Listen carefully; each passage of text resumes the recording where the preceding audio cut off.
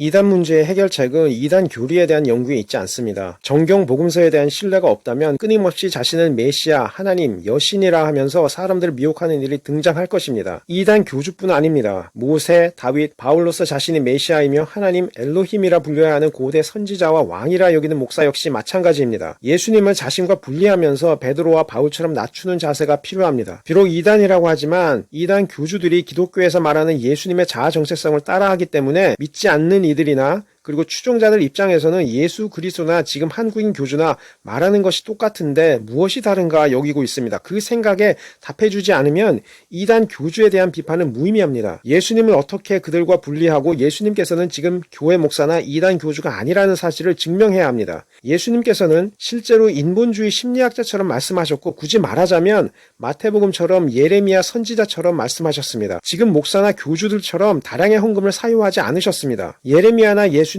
모두 종교 지도자들의 그러한 헌금 사유화를 비판하셨고 성적 부도덕에 대해 질타하셨습니다. 그러한 면에서 한국 개신교 목사와 이단 교주는 유사한 말과 행동을 보이지만 예수님께서는 절대 그렇지 않습니다. 예수님은 예레미야와 유사한 말과 행동을 보이시면서 동시에 인본주의 심리학자의 자세로 사람들을 대하셨습니다. 그 인성적인 면에서의 차이점을 부각하여 신뢰를 쌓아야 합니다. 그러한 차별적인 관점으로 예수님의 신성과 인성을 설명하지 않으면 교주를 아무리 비판해도 추종자들은 떠나지 않습니다. 설사 사회적으로 교주를 비판하고 미쳤다고 조롱하고 따돌린다 하더라도 당시 종교 지도자들에게 핍박받던 예수와 같이 고난을 받는 교주님이라면서 더 싸고 도는 것입니다. 게다가 현대 한국 개신교교회 목회자들의 행태는 가히 교주들의 비행과 별반 다르지 않습니다. 자신들이 보기에도 민망한 죄악을 저지르고 있으면서 회개하고 지적하기는커녕 오히려 피해자를 비난하는 형국입니다. 목사의 죄를 덮어주고 침묵하고 성도가 원한 일이었다고 하나님의 뜻이었다고 고백해야 순종하는 것이라 하니 교주의 죄와 목사의 죄가 다르지 않습니다. 교주를 비판하려면 그 교주가 짓는 성범죄나 사기 행각을 심판해야 되는데 한국 교회는 그렇지 못합니다. 교주가 성범죄를 저지르면 비판하다가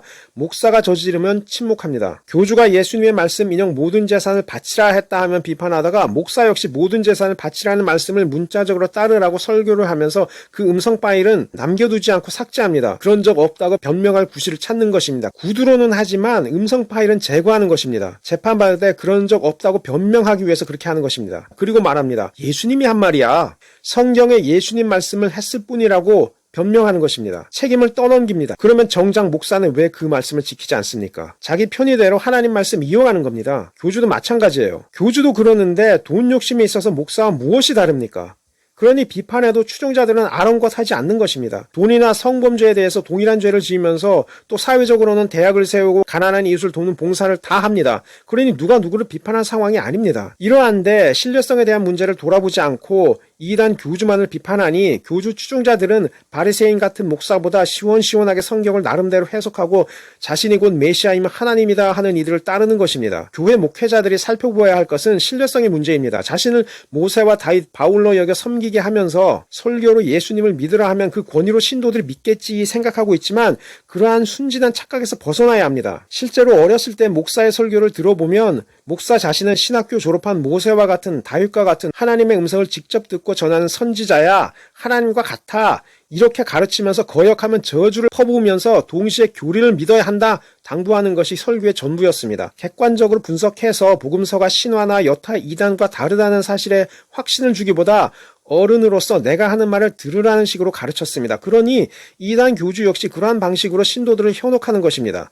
거기에 이단 교리를 덮어서 기독교의 구주의 가르침과 연결하니 정서적으로 취약한 사람들이 빠지는 것입니다. 예수님께서 비유하시면서 왜 음부에 떨어진 부자가 죽은 나사로를 살리는 기적을 보여서 형제들에게 경고하면 말을 들을 것이라 하였지만 예수님께서 그렇지 않다고 하셨겠습니까? 예수님께서는 그들이 선지자의 말을 듣지 않으면 설사 죽은 자가 살아서 돌아가서 경고한다 하더라도 믿지 않을 것이라고 하셨습니다. 기적이 믿음을 갖게 한다는 사실을 예수님은 믿지 않으셨습니다. 비록 예수님께서도 기적을 보이셨고 사람들이 믿게 하셨으나 때로는 증언하기가 힘들겠다고 여겼던 이들, 가령 야이로나 장님의 경우는 아무에게도 말하지 말라 하시고 치유받은 이가 예수님의 얼굴을 알아보기 전에 떠나시기도 하셨습니다. 기적을 나열해도 믿지 않을 것이라는 사실을 아셨던 것입니다.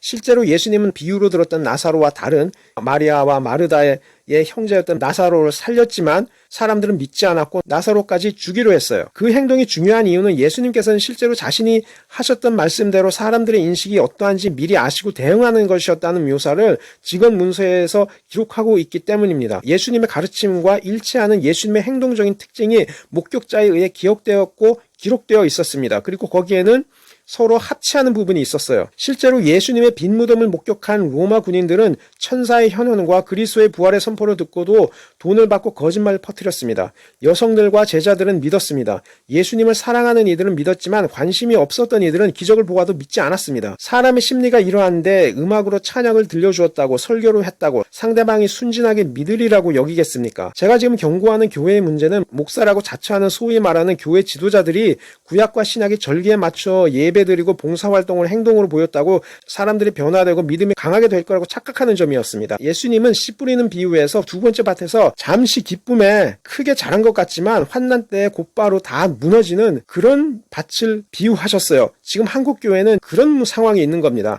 잠시 기쁨을 느끼고 정서를 느껴서 웃자랐는데 크게 성장한 거라고 오판을 해버린 겁니다. 지금 땅을 깊게 하고 밭을 갈고 뿌리가 깊게 자라도록 해야 되는데 그 뿌리가 자라기도 전에 위로 웃자란 것만 보고 그냥 열매만 따먹은 거예요. 그 뿌리가 지금 견디지 못하고 쓰러지는 그런 위치에 있는 거예요. 그리고 그러한 예식을 드리는 자신에 대한 권위를 활용해서 두려움으로 신도들을 대하려 하는 것입니다. 예수님 당시 유대인 지도자들이 그러했지만 예수님께서는 그들을 비판하셨고 회개하라고만 하셨습니다. 거짓과 위선을 행하면서 종교 권위를 휘두른다고 신앙이 유지되지 못합니다. 결국 유대 사회는 무너졌습니다. 기독교를 국교로 했던 당시 로마 시대에도 그러했습니다. 아무리 이시스의 여신전을 기독교 성전으로 바꾸었다 하더라도 마음이 바뀌지 않으면 그리고 신도들의 내면에 있는 성경에 대한 신뢰성에 대해 끊임없이 대답하지 않으면 아무리 지금 성탄절을 보내고 부활절을 지키고 추수감사절을 지킨 듯 휴일이라는 절기라는 의식만 있을 뿐이지 신학에 대한 열기는 사라지고 확신도 시들시들해집니다. 모두 예수님의 신성에 대한 신뢰성이 약화되면서 돌아선 것입니다. 선행이나 봉사에 대한 규율 때문이 아니었습니다. 아무리 예수님의 신성을 믿지 않아도 선행은 합니다. 배교자들은 거의 대부분 예수님의 신성에 대한 확신이 약화되니 떠난 것입니다. 그래서 예수님께서는 절대로 자신을 떠나지 않을 사람들을 제자로 삼으셨지 그러한 허울뿐인 신앙으로 거칠에만 했던 이들을 지도자로 삼지 않으셨습니다. 현대 이단 교주의 위기에 대해 전혀 대응하지 못하고 문서 파문이나 하고 방송 기자가 오면 우리가 그들을 파문했어요 하며 자랑스럽게 A4 용지를 내미는 사람들을 보면 황당하기까지 합니다.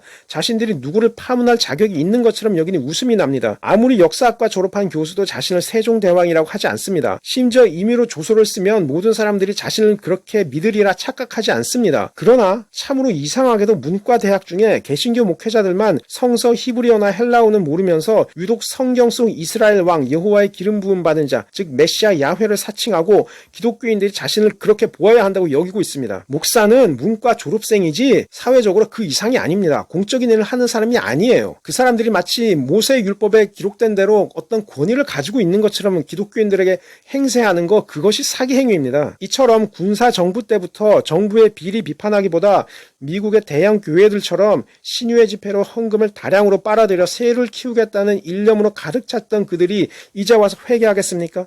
이제 와서 그동안 돈을 받고 사유화하고 자녀들을 해외에 유학을 보내게 했던 그 음성이 하나님의 음성이 아니었다고 죄송합니다. 모든 재산을 교회 공적 구제금으로 돌리고 자녀에게 유산으로 돌리지 않겠습니다 하고 약속하겠습니까? 성도들에게는 예수님의 말씀이라면서 모든 재산을 가난한 자들에게 주라는 말씀을 지키라는 이들이 정작 자신은 안 지켜도 구원에는 문제가 없다는 식으로 일관하며 사기를 쳤으니 세상 떠나자마자 마태복음 23장 첫 구절을 들을 각오를 하고 마지막을 준비하십시오.